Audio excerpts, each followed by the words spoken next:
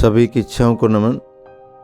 मैं कई बार मुझे लगता है कि मैं ज़िंदगी से थक चुका हूँ, हार चुका हूँ, क्योंकि मेरा काम सफल नहीं हो पाता।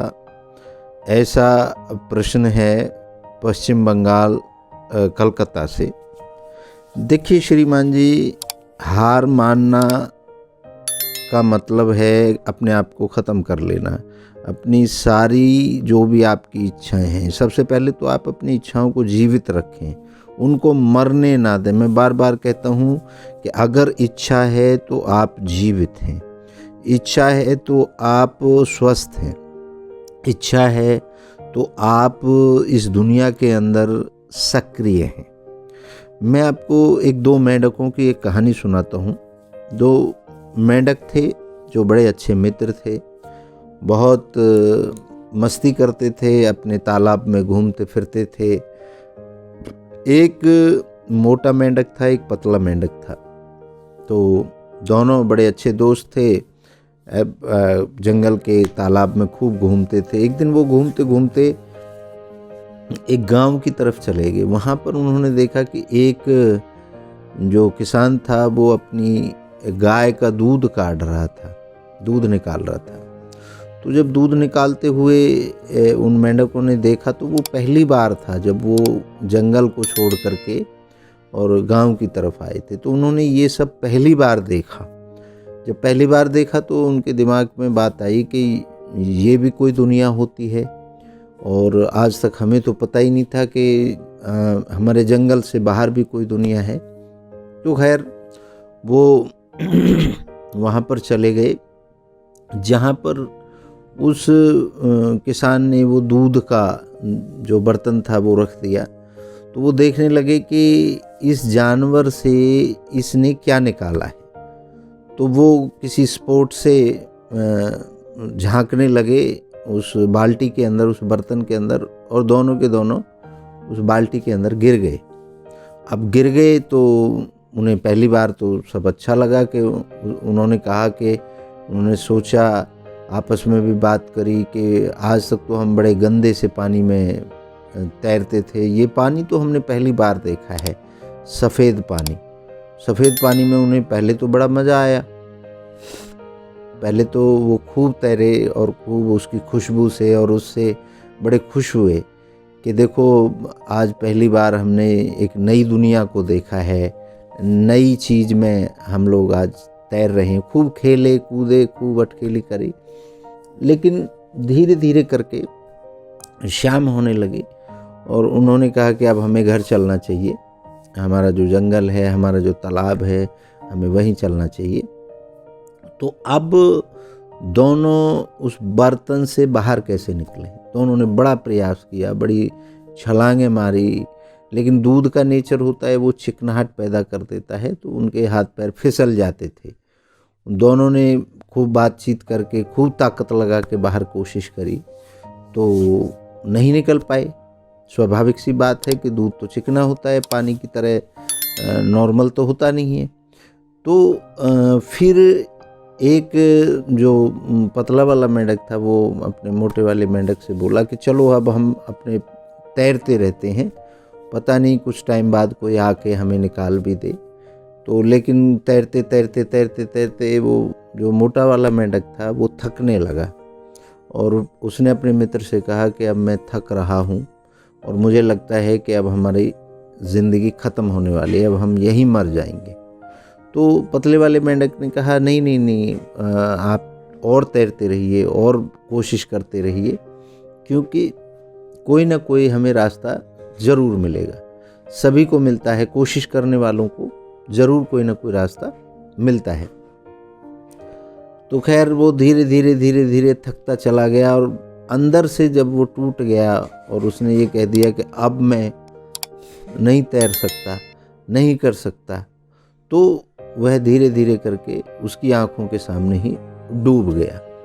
लेकिन वो पतला वाला मेंढक बड़ा ही परेशान हुआ, बड़ा ही अकेला रह गया और अपने दोस्त को अपनी आंखों के सामने मरते हुए देखा, बड़ा दुख हुआ। लेकिन उसने तैरना बंद नहीं किया। वो थक चुका था लेकिन उसने, मानसिक स्थिति उसकी इतनी स्ट्रांग थी, उसने ये सोचा कि मैं निकल के रहूँगा। वो तैरते तैरते, जैसा कि आप सबको, हमको सबको पता है कि दूध को बार बार फेंटने से, बार बार चलाने से, वो जब 3-4 घंटे 5 घंटे उसमें तैरते रहे, करते रहे, तो या तो वो फट जाता है या जम जाता है या उसमें से मक्खन निकलने लगता है। तो वो धीरे धीरे करके गाढ़ा हो गया। गाढ़ा हो गया तो वो एक सतह बन गई उसके ऊपर, और वो उस सतह के ऊपर मेंढक बैठ गया। बैठ करके वहाँ से उसने छलांग मारी और वो बाहर आ गया। बाहर आ करके वो अपना जंगल में चला गया। अब इस कहानी से हमें एक बात समझने की ज़रूरत है। कई बार हम बिल्कुल थक जाते हैं, बिल्कुल निराश हो जाते हैं, बिल्कुल ये समझते हैं कि अब हमें कोई सहारा नहीं मिलेगा और कोई भी किसी भी तरीके का काम अब हम नहीं कर पाएंगे। कई बार हम अपने काम से बोर हो जाते हैं, अपने काम को करते करते, और फिर नए काम की हम हिम्मत नहीं कर पाते, क्योंकि हमने हाथ पैर चलाना हम धीरे धीरे करके बंद कर देते हैं। अब अगर हमें निरंतर खुश रहना है, निरंतर कार्य में संलग्न रहना है, तो कोई ना कोई हमें अपनी इच्छा हर समय तरोताज़ा करनी पड़ेगी, नई इच्छा पैदा करनी पड़ेगी, और उस इच्छा के लिए हमें काम करना पड़ेगा। अब व्यक्ति अपना थोड़ा सा दायरा जब कम कर लेता है, क्योंकि जब जवानी में होता है, जब बचपन में होता है, तो वो बड़ा आनंद लेता है। अब आप ज़िंदगी को ही अगर देखें, जब बच्चा बचपन में होता है, कभी उसे बोर होते देखा है? जब उसको आप बिठा भी देंगे तो वो कभी किसी को खेलने लगेगा, किसी लकड़ी से खेलने लगेगा। जब उससे बोर हो जाएगा, उसे फेंक देगा, फिर थोड़ा आगे जाएगा, फिर किसी घास के पत्ते को उखाड़ना शुरू कर देगा। जैसी भी जहाँ भी व्यवस्थाएं होंगी, लेकिन वो रोएगा कब या परेशान कब होगा, बोर कब होगा? जब उसे भूख लगेगी, तब वो रोएगा, अपनी माँ के इंतज़ार करेगा कि वो मुझे दूध पिला दे। अब बच्चे से हम थोड़ा बड़ा होते हैं तो हम बोर होने, धीरे धीरे हम बोर होने का हमारा सिलसिला शुरू हो जाता है। वो कैसे शुरू होता है? बचपन में भी आप देखेंगे, थोड़ा बड़ा होते हैं, स्कूल जाते हैं, स्कूल में जब पढ़ाई के साथ बोर हो जाते हैं तो फिर खेलने लग जाते हैं, एक दूसरे से बातें करने लग जाते हैं। तो एक साइकिल बन जाता है कि हमारी नई नई इच्छाएं डेवलप होती रहती हैं। फिर हम जवान होते हैं, फिर हम अपने काम में लग जाते हैं, और वहाँ से बोरियत का और वहाँ से परेशानियों का सिलसिला शुरू होता है।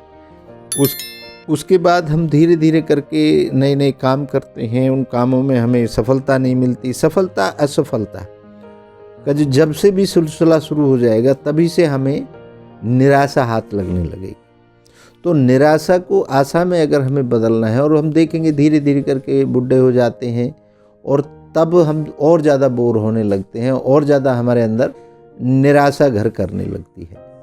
तो बचपन की तरह अगर हम जीना शुरू कर देंगे, एक बात हमारी नहीं हो रही, दूसरी पे हम काम करें, तीसरी पे हम काम करें। मान लीजिए हमारी 4-5 इच्छाएं हैं, 4-5 इच्छाओं पे एक पे काम किया 2 घंटे, एक पे 2 घंटे, एक पे 2 घंटे, एक पे 2 घंटे। जब उससे बोर हो गए तो उसको कर लिया, उस पर बोर हो गए, उसको कर लिया।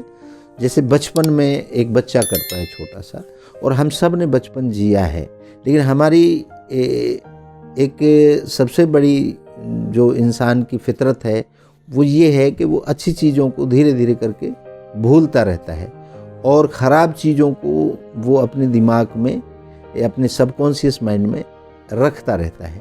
तो ख़राब चीज़ों को, ख़राब एक्सपीरियंस को, ख़राब लोगों को हम ज़्यादा दिमाग में रखते हैं, जबकि अच्छी चीज़ों को, अच्छे लोगों को, अच्छे व्यवहार को, अच्छे मौसम को हम अपने दिमाग में नहीं रख पाते। और हर दिन अच्छा हो सकता है अगर हम सब चीज़ें अच्छी अच्छी अपने दिमाग में रखने लग जाएं। अच्छी से मतलब है जिनसे आपको सुकून मिले। मेरे हिसाब से तो अच्छा बुरा कोई नहीं होता, लेकिन आप जिसको अच्छा समझते हैं उसको अपने दिमाग में रखें, बार बार उसके लिए सोचें उन चीज़ों को। और कोई भी चीज़ एक साथ से पैदा नहीं होती। आप किसी भी सक्सेस आदमी को देखेंगे तो उसने अपनी यात्रा छोटे छोटे कदमों से शुरू की है, छोटे छोटे कार्य से शुरू की है। कोई भी आविष्कार हुआ है वो एक दिन में नहीं हो गया है, कोई भी कार्य हुआ है वो एक दिन में नहीं हो गया है। कोई भी चीज़ एक शुरुआत करनी पड़ती है और फिर वो अपने अंजाम तक पहुंच पाती है। आप लाखों करोड़ों मील की अगर यात्रा भी करेंगे तो वो एक कदम से शुरू होगी। तो मैं यही आपसे कहना चाहूँगा कि आप निराश ना हो, आप अपनी इच्छाओं को मजबूत रखें और श्योर पक्का है एक दिन आपकी जिस भी इच्छा पे आप काम कर रहे हैं वो इच्छा ज़रूर पूर्ण होगी। इन्हीं शब्दों के साथ मैं आज आपसे विदा लेता हूँ। आप सभी की इच्छाओं को एक बार पुनः नमन करता हूँ। आप सभी की जय हो।